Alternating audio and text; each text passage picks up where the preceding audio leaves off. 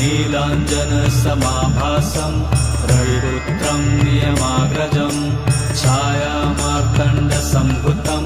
तं नमामि शनैश्चरम् नीलाञ्जनसमाभासं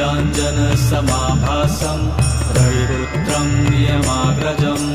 छायामार्तण्डसम्भुतं तं नमामि शनैश्चरम् नीलाञ्जनसमाभासं रविपुत्रं नियमाग्रजं